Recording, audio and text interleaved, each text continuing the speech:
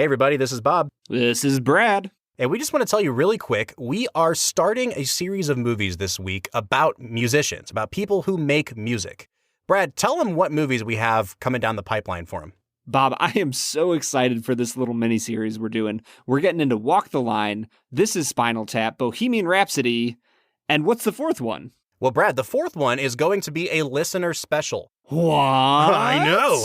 If you head on over to our social media accounts, especially Instagram, you will see that we have offered a few movies for you to select. We really liked doing this a few months ago when we did the episode on Babe. And so we want our fourth movie about musicians to be selected by you. So please head on over to our social media. You can find it especially prominently on our Instagram page and cast your vote for the movie that you would like to see for the fourth week of our miniseries. Man, it's almost like we want to know what you have to say, Film and Whiskey Nation. So without any further ado, let's get into this week's episode. In 2005, director James Mangold and star Joaquin Phoenix gave the world a captivating chronicle of country music legend Johnny Cash. In 2020, we take a trip down memory lane to revisit an early favorite bourbon. The film is Walk the Line. The whiskey is Woodford Double Oaked. And we'll review them both. This is the Film and Whiskey Podcast.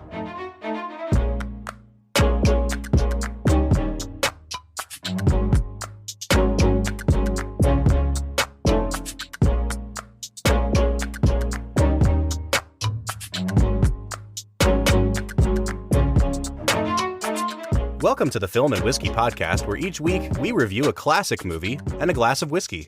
I'm Bob Book. I'm Brad G. And this week we are looking at the 2005 film Walk the Line. Brad, we are wrapping up our little mini-series of movies from 2005. We looked at Brokeback Mountain, we looked at Crash. Today we're looking at a movie that was also nominated for quite a few Oscars. The musical biopic Walk the Line, about the story of Johnny Cash and June Carter Cash. I'm really excited to talk about this one, Brad. And, I feel like every once in a while, I have to break down a little bit. We say that we're reviewing a classic movie when we get into each episode. And I feel like classic might be a little bit of a stretch for this movie. It's definitely not making anybody's top 100 of all time list.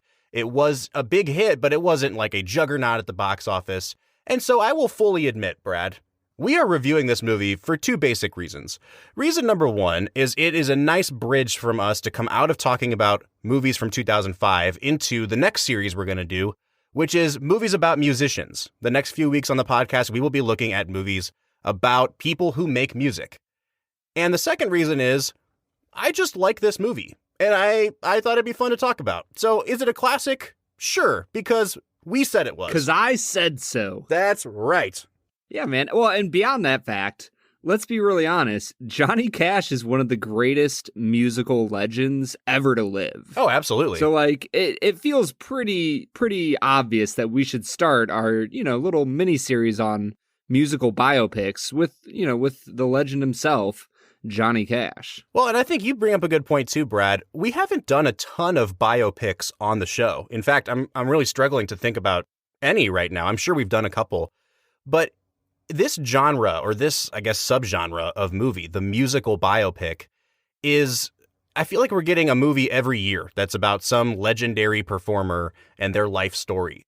And we're actually going to see a movie in a few weeks here during our little mini-series in our bad movie bonus that is also a musical biopic. But I think of all the movies that we could have picked to kind of fill this role and represent this genre, this is definitely my favorite one. And I think it also really does a good job of exemplifying both the good and the bad of a musical biopic. Because while there's a lot of good things going on in this movie, I think it also has every cliche of the genre represented here. Yeah, the thing with this movie, Bob, is that there were multiple points throughout the film where I was just kind of bored. I hate to say it, but they probably could have trimmed about 20 to 25 minutes off the movie because there were certain scenes that just kind of went on longer than they needed to. I think that the musical scenes, while they were great, and I love Johnny Cash, and I think Joaquin Phoenix did an amazing job of sounding like Johnny Cash, in the end, I just kind of felt like we kind of hit a few walls in the movie story-wise. And at those points, James Mangold was like, you know what we'll do here? We'll put in another Johnny Cash song. Yeah, it's interesting. I don't think that I was really bored at all in this movie. For me, it was the thing of like, I knew exactly where the story was going. Not because I know what Johnny Cash's life was like, but because I've seen enough of these musical biopics to know that it's like, oh, you grew up poor. Oh, you got famous. Oh, you got hooked on drugs. And then the end of the movie is going to be your redemption when you get clean.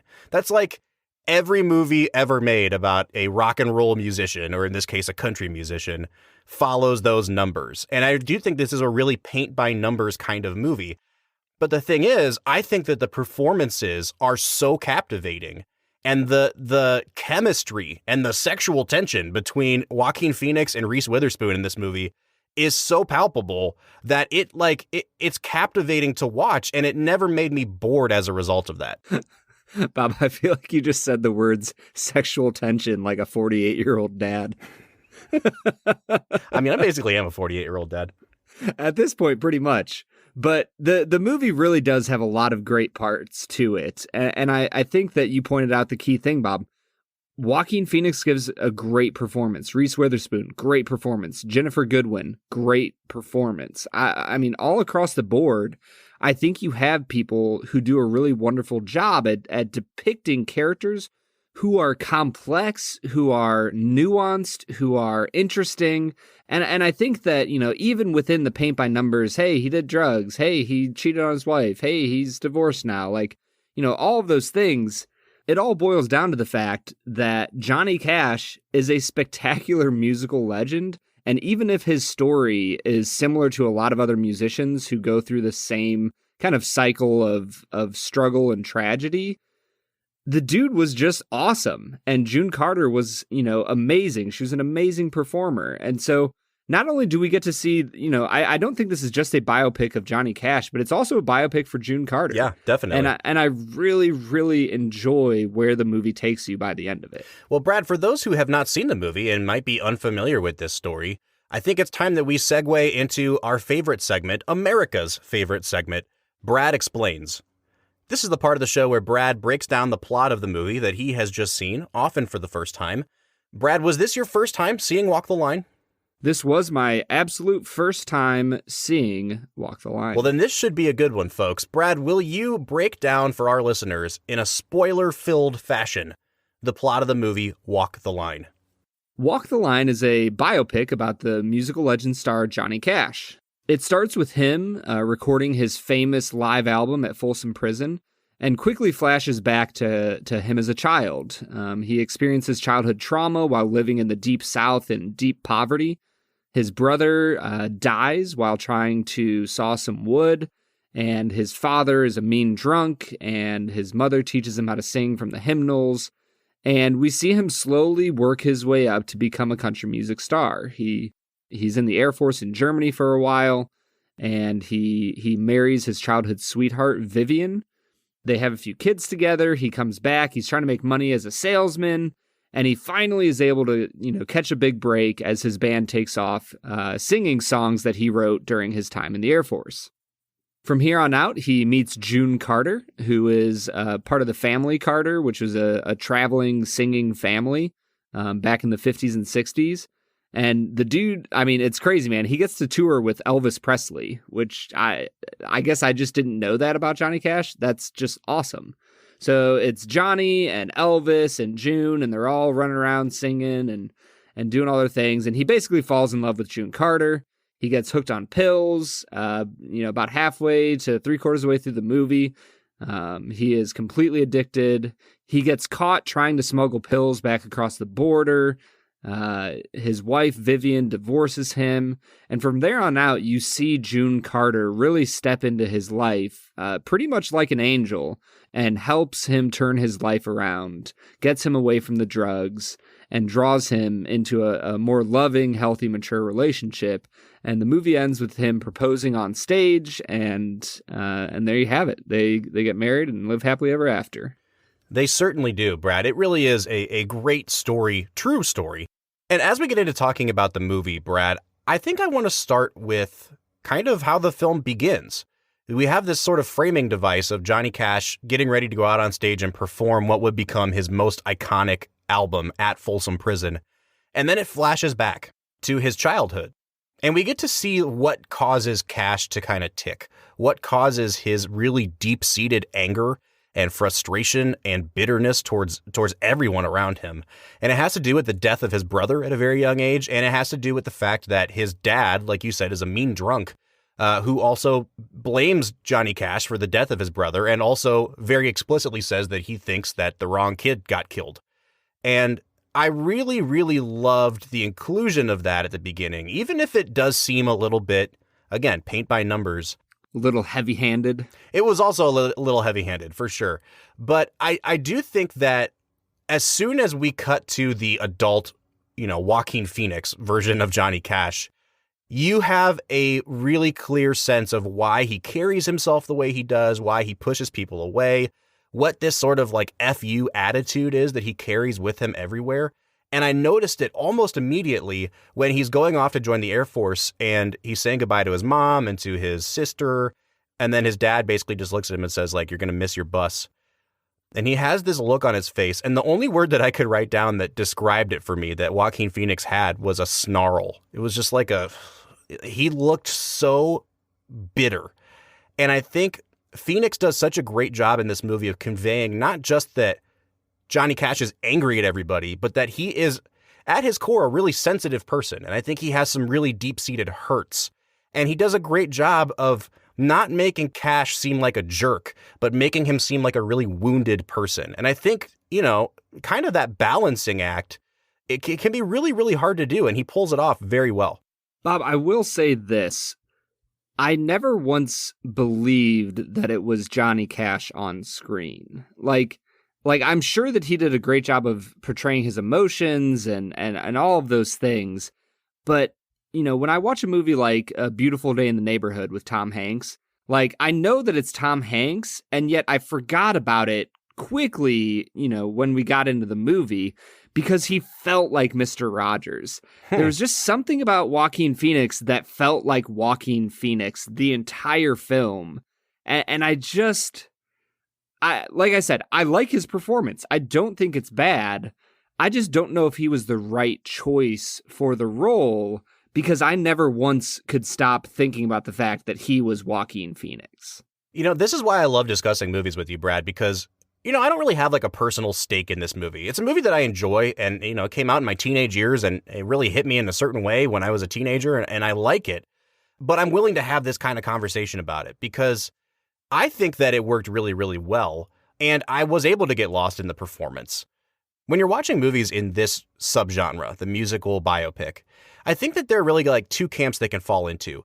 There's the actors who really try to do an imitation or an impression of the person that they're playing. And then there's people who try to capture, I guess, I'm going to sound super pretentious when I say this, but try to capture their essence. Like they know they don't look like them. They know they don't sound like them. And so it's more about can I get the mannerisms down? Can I get the overall attitude down? And when I think about Walk the Line, the closest comparison would be a movie that came out 1 year before this called Ray, about the life of Ray Charles. And I think that movie is even more cliched and more heavy-handed than this one is. But the actor that played Ray Charles was Jamie Foxx, and he won an Oscar for that movie. And he does a really great job in that film. But one of the things that Jamie Foxx did really well was he learned how to do the most accurate impression and imitation of Ray Charles that I think anyone's ever seen. In some scenes, the way that he sings the songs, the looks on his face, the motions of his mouth, it looks exactly like Ray Charles. Like you could take a still image of that and convince someone that was actually Ray Charles. You don't get that in this movie. And I think what Phoenix does, and I think wisely so, is he doesn't try to do the Johnny Cash voice too much.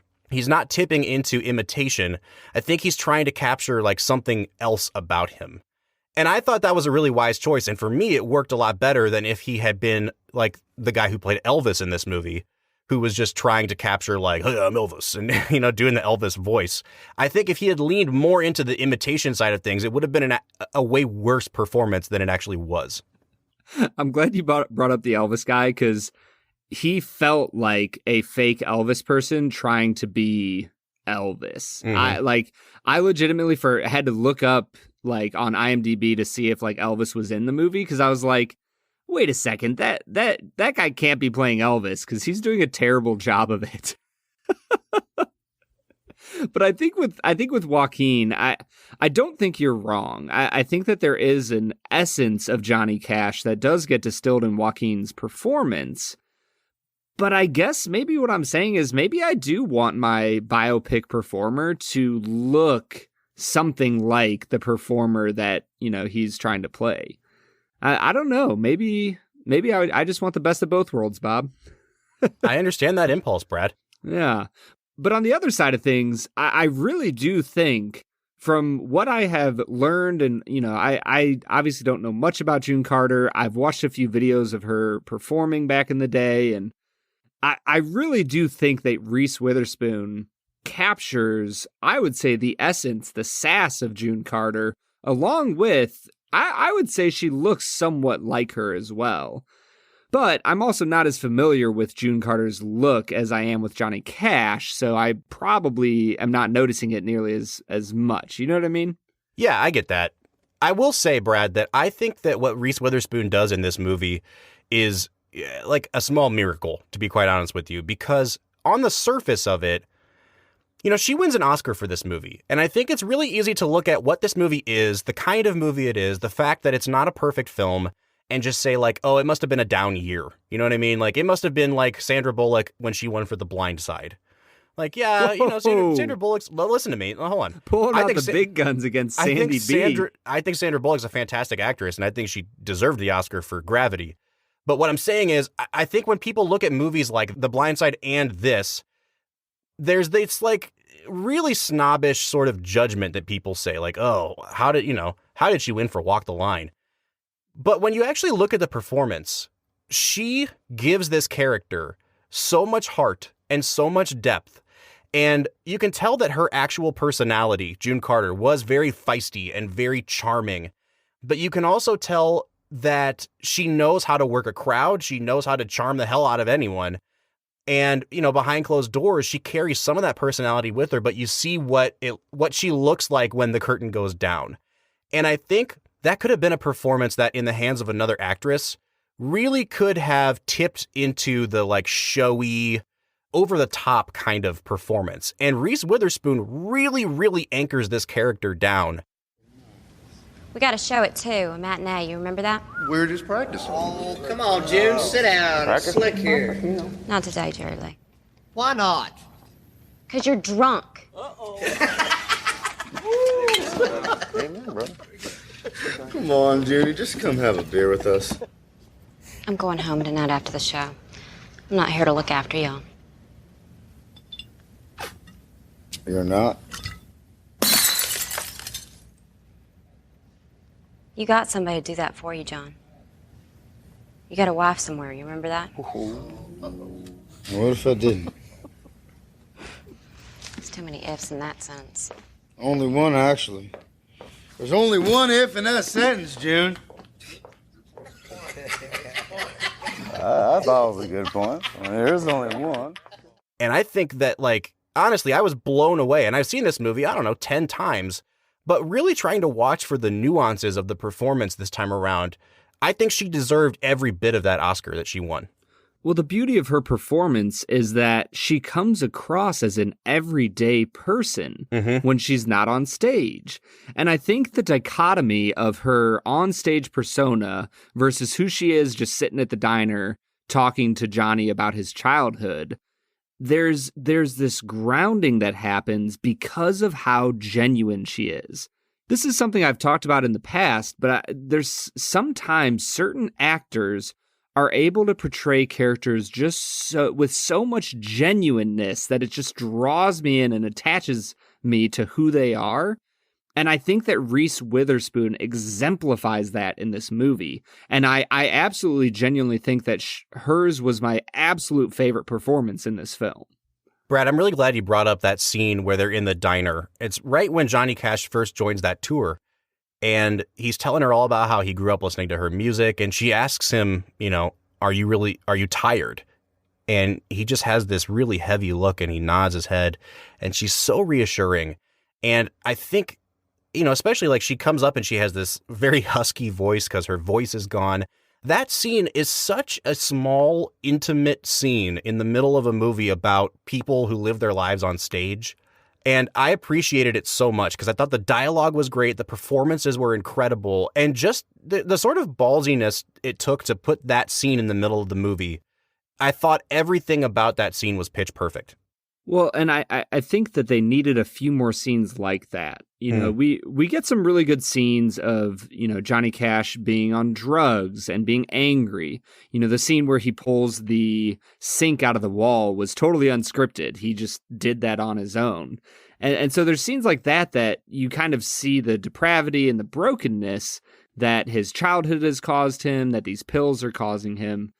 But for some reason, man, I wanted more of those scenes where you just got to see June Carter being June Carter, just a normal human being. Those scenes were so captivating for me, and I guess maybe I'm being a little unfair because you do have a few more. You have her in the supermarket helping Johnny pick out a gift for his daughter and things like that. And when she comes to Thanksgiving and so you see her in those moments, but I don't know. I just wanted more. I thought she was so good in this film. And I think that I'm with you. I think I could have used more of them falling in love, over against all the scenes of him using drugs. But even with the small amount of scenes that we got, Brad, I don't know that I've ever seen two characters or two actors that have this much palpable chemistry throughout the movie. In a sense that the movie relies on their chemistry. Like if you had two actors in this film that weren't firing on all cylinders and didn't have that tension between them, this movie would fall completely flat because so much of it is about that slow build to the moment they finally, give in to their temptations. They admit that they're in love with each other and the fallout from that. But it only works because both of these actors have such incredible chemistry with each other. And I don't know if I'm alone in thinking that, Brad, but for me, I really thought that they hit the jackpot, or they struck gold here with the two leads in terms of how their chemistry worked on screen. Well, and the beautiful thing about that chemistry is that it kind of puts Jennifer Goodwin, who plays his first wife, Vivian, in a shadow. You see that shadow come out when, Johnny is putting up pictures of his band and she grabs the picture that's just of June and smashes it. And they get into a huge fight where Johnny almost, hits Vivian. And I think that the chemistry you see between Joaquin and Reese creates this awkwardness between Johnny and Vivian that kind of lets you get on June and Johnny's side more so than Johnny and Vivian. Brad, I'm glad you brought up Jennifer Goodwin too, because of any of the performances in this movie that I've ever seen criticism of, I have seen some people that didn't like her performance. And I think it's because she is kind of written very broad, like she's just the angry wife, and she's not given a ton to work with. But honestly, especially on this watch through, I think I watched her performance more critically than anyone else's because I wanted to figure out, is she good? Is she bad in this movie? Brad, I think she's really, really good. And I think that her reactions to what's going on around her are completely justified. I think that the decisions she makes as an actress to convey those emotions are all completely justified. I don't think she's chewing scenery. I don't think she's over the top. Everything still felt really grounded to me and realistic. And I thought Jennifer Goodwin did a great job. I was going to say, if there's any problem with the chemistry that Johnny and June have in this movie, it's the fact that it might make you think that Johnny is less of a jerk for the stuff he put Vivian through. And I think that Jennifer Goodwin just was spectacular at portraying a woman who was drawn somewhat reluctantly into a relationship and then discarded for another person. Like she just pulls that off so well. I genuinely loved her performance. And once again, we talked about how this movie is kind of paint by numbers, but I would say the lead three performers, Joaquin, Reese, and Jennifer, all three of them knock it out of the park. Yeah, for sure, Brad. And I think this is a good place for us to stop and to try our whiskey for the day before we get into maybe some of our nitpicks with the episode in the latter half. But before we get there, let's stop here and let's try this Woodford Reserve Double Oaked. What do you say? Let's get to it.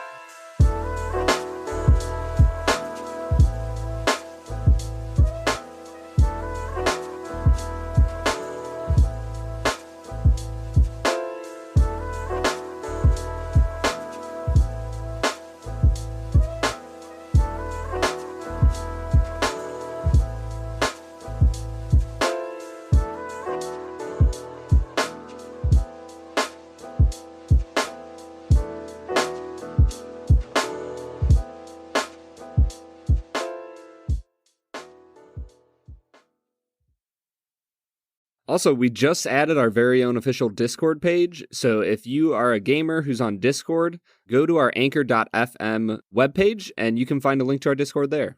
Yeah, it's in all of the show notes. It's really easy to see. So even if you're just listening on Spotify or on Apple Podcasts right now, pull up the show notes for this episode. There will be an invite to our Discord server there.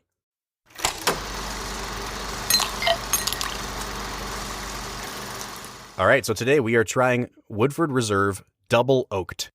Brad, this is the second time in just a few weeks that we have taken a walk down memory lane together. We tried Eagle Rare a few weeks ago when we looked at Citizen Kane, and this week we're looking at Double Oaked, which was the bourbon that made me fall in love with bourbon. When we were living in Kentucky, the first distillery tour that I ever did was Woodford Reserve, and at the end of that tour, they gave you a small sample of, regular Woodford, and then they gave you a small sample of Double Oaked. And Woodford is not the first distillery ever to do a barrel finished whiskey, but for some reason, their Double Oaked really caught fire, and I feel like it kind of vaulted them even higher in terms of people's respect for them when this whiskey came out. It was really one of the only ones at the time that was doing a sort of, quote unquote, double oaked process, which we're going to talk about in a second here. And I remember when I tried that whiskey for the first time, man, I was like, oh, I get it now. Like, I can drink this other stuff, but this Double Oaked, this is something special. This is something different. And it's what made me want to keep trying whiskeys after that. Yeah, Haley got this for my birthday probably 3 or 4 years ago now. And holy cow, Bob, this is one of the whiskeys that it's like the reason I drink whiskey. Yeah.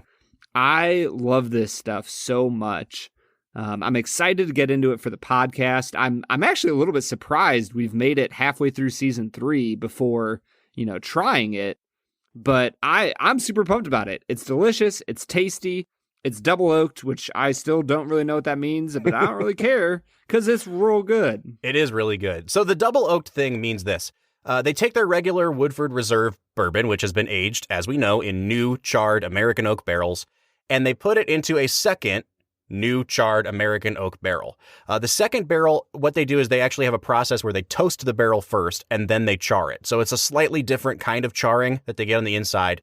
But what was unique about Woodford Double Oaked, which came out, I think, in like 2012, is that, there were other companies that were finishing whiskey in barrels, but they were almost always finished in used barrels. Like you'd get a used wine barrel and you'd finish it in that.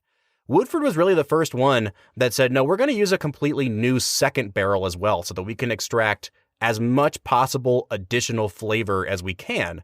So they take it out of the first barrel, they put it in this brand new second barrel, and they age it for about another year. And they were one of the first to really do that. And I think that gamble has paid off pretty handsomely for them.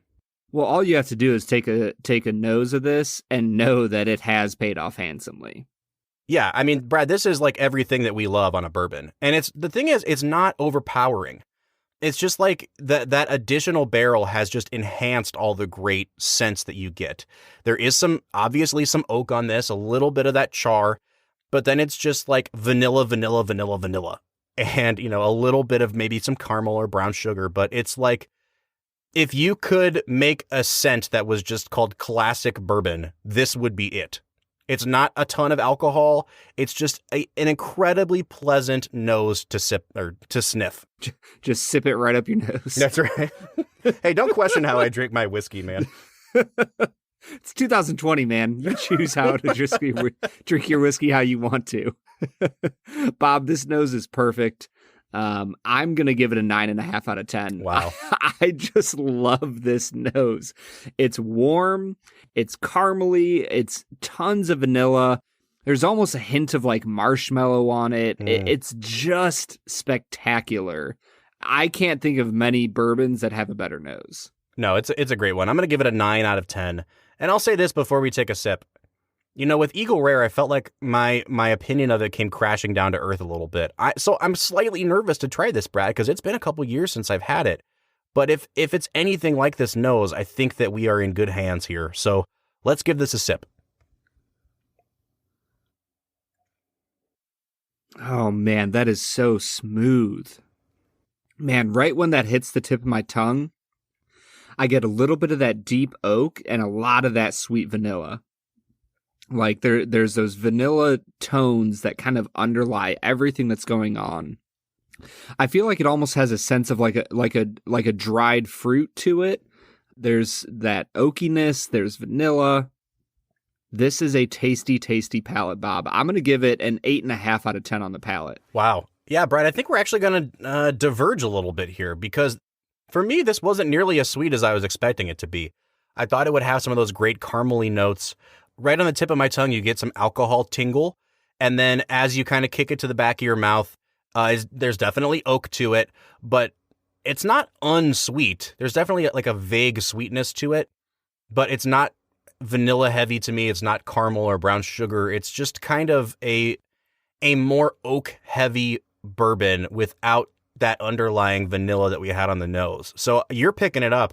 I'm not really getting it as much. It wasn't nearly as sweet as I would have liked it to be. I'm actually only going to give this a 6.5 on the taste. Ooh, Robert. I will agree with you that the sweetness isn't as heavy as I thought it might be from the nose, but I like that. I think the more I think about it, this bourbon, it's deep and it's dark on the palate, and I really like that taste and flavor. So that's why I gave it an 8.5. I think when you get to the finish, though, is where this really shines. Yep. Like the finish on this whiskey is, Bob, there's only one word for it. It's smooth.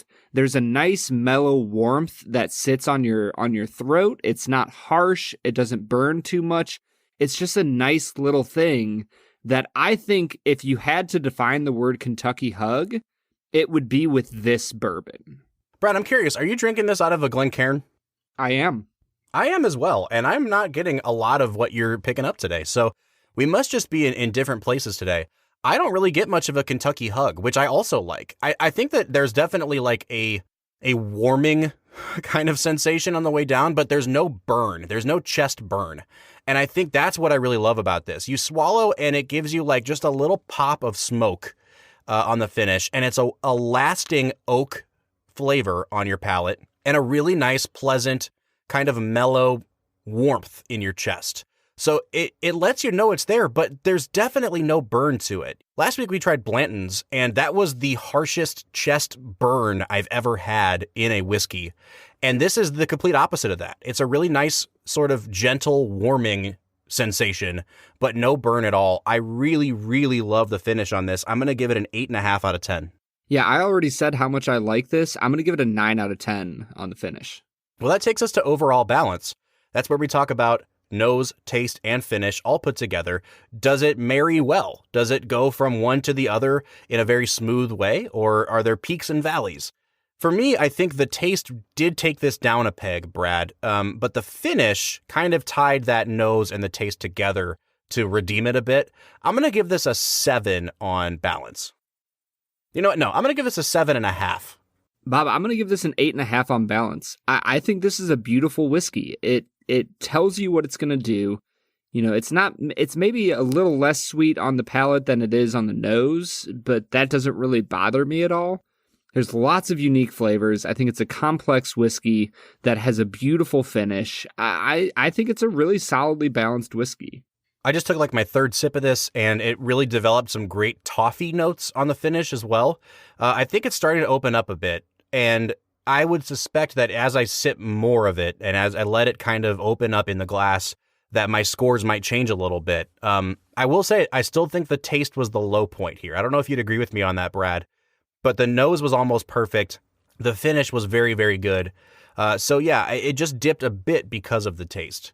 Well, and that brings us to our final category, which is value. You know, when we talk about a lot of unique whiskeys like this that come out of large companies, the prices can sometimes get insane. You know, you have these brands that everybody knows about. I think Buffalo Trace is the perfect example of this. You have things like Blanton's that the price just gets just ridiculous, out of bounds, and it's prohibitive for so many people. For Woodford Reserve Double Oaked in the state of Ohio, you're looking at $51.99. So a $52 bottle of whiskey for what I would say would be a very high-end, classic bourbon experience. I'm going to say this. It's a little bit higher than I would want. Like, in my mind, this should be like a $38 to $42 bottle of whiskey. But $51.99 isn't too far above that. I think it's a decent price. I'm going to give it a 6.5 out of 10 on value.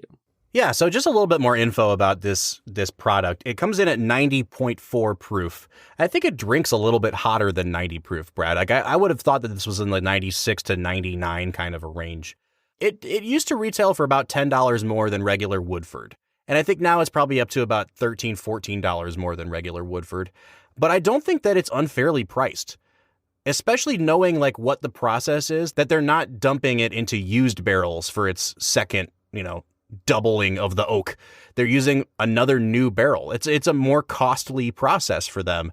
I think this is really fairly priced, and it's just enough of a high shelf product that if you bought this for somebody for their birthday, it's a really solid gift. You know what I mean? Like, this is not something that anyone would thumb their nose at.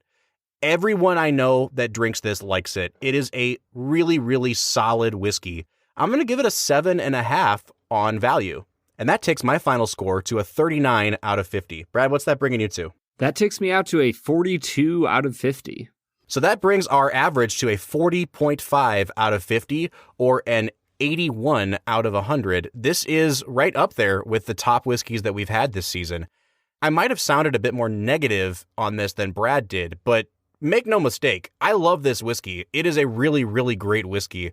And for me, it holds a lot of nostalgia and sentiment. I don't know if it's the same for you, Brad, but this definitely held up better under scrutiny than Eagle Rare did a few weeks ago. Yeah, I think it did. I still love Eagle Rare. I still enjoy it. But you can tell that it's a $30 bottle of whiskey versus this being a $50 bottle of whiskey. Mm-hmm. So I think that this is a spectacular value. I think that anytime you get a chance to drink this, go out and get it. I would highly recommend it for yourself. Like you said, Bob, as a gift for a friend, go get yourself some Woodford Reserve Double Oaked. Once again, we want to thank the Woodford Reserve Distillery for sending us these samples. If you want to hear more, listen to our episode from a few weeks ago where we interviewed master distiller Chris Morris, and we sipped Double Oak while we did it. But Brad, I think for now, it's time for us to get back into talking about Walk the Line. What do you say? Let's get to it.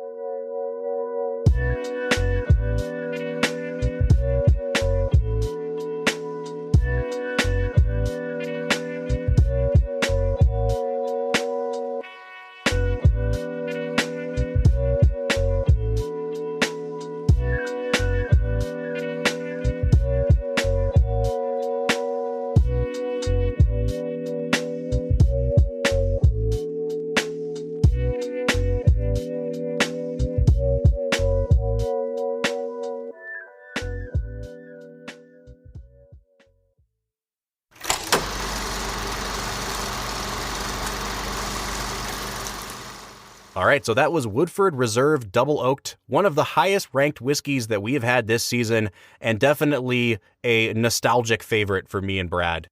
But now we are getting back into talking about Walk the Line, a movie that I really like, and I'm still not sure where Brad falls on this.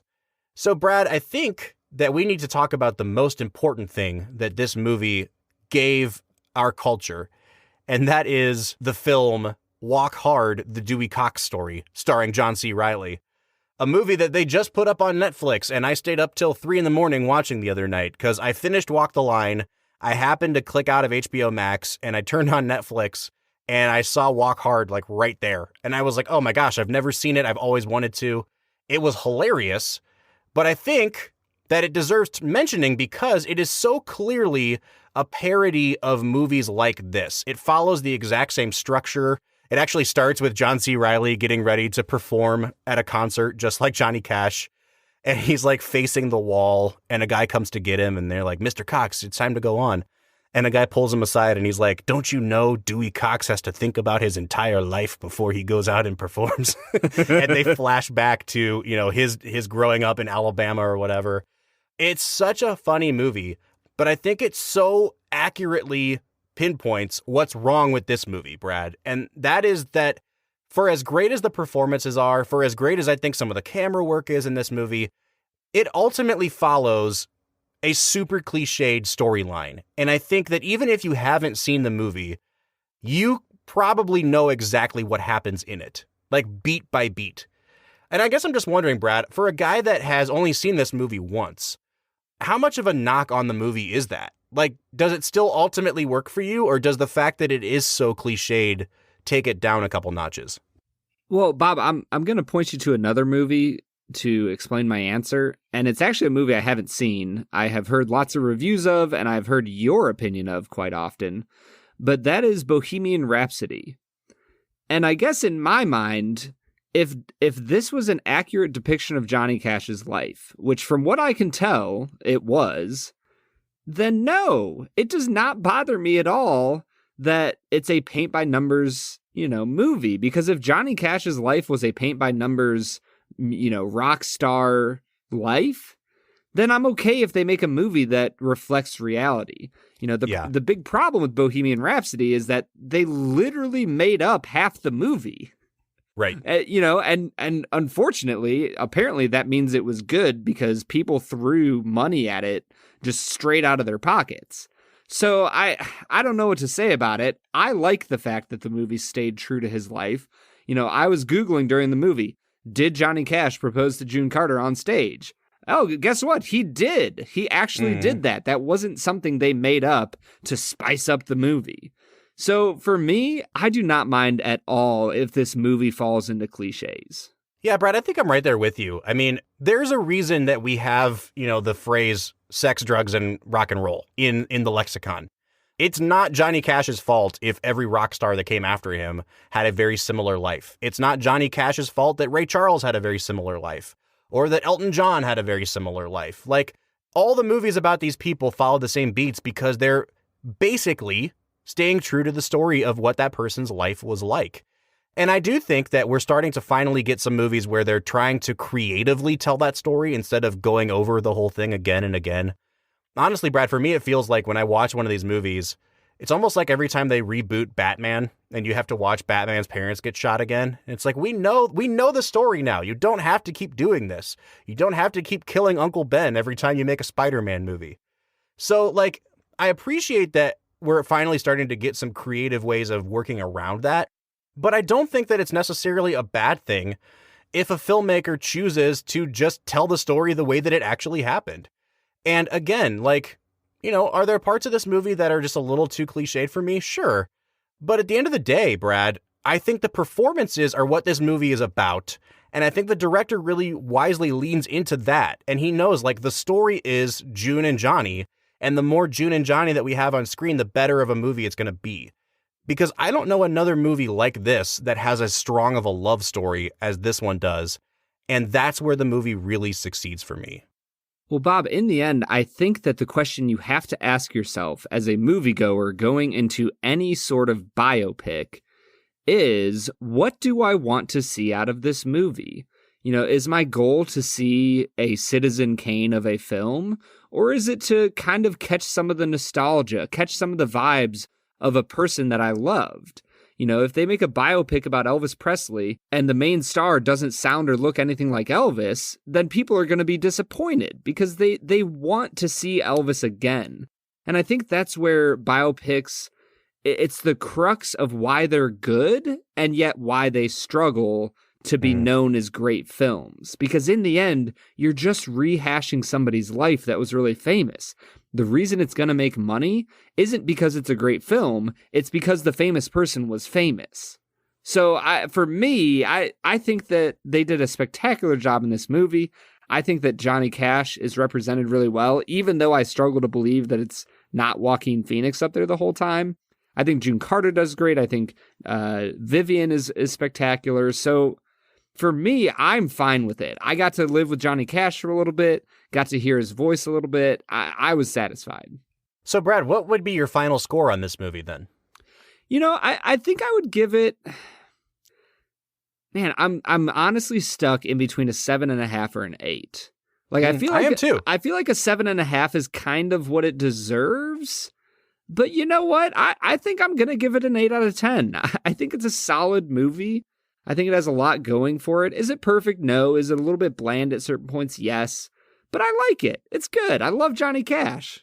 I am in the exact same boat as you. I think that, like, if I really wanted to put my critic glasses on and say, like, objectively, what is this movie? It's like a 7.5. but it just worked so well for me, and the performances were just so darn charming that I think I'm also going to give it an 8 out of 10. Now, like, are we comparing every 8 out of 10 movie that we gave to this? No, but like on its own merits and how much enjoyment I got out of it, it's an 8 out of 10 for me. And that means that our average was really easy to calculate this week, Brad. We came out to an 8 out of 10. Even you could figure it out. That's right. But we want to know what Film and Whiskey Nation thinks of this movie. So please, if you liked Walk the Line, if you didn't like Walk the Line, if you want to call us and quote the Dewey Cox story at us, you can do that by finding us on Twitter, Instagram, or Facebook at Film Whiskey. Or you can give us a phone call. You can leave us a voicemail and have your voice be heard on air. You can call us at 216-800-5923. Once again, the number is 216-800-5923. Or you can leave your voicemail on our anchor.fm/filmwhiskey website. Next week, we're continuing our walk through movies about musicians with the 2000 film Almost Famous. So join us for that next week for the Film and Whiskey Podcast. I'm Bob Book. I'm Brad G. And we'll see you next time.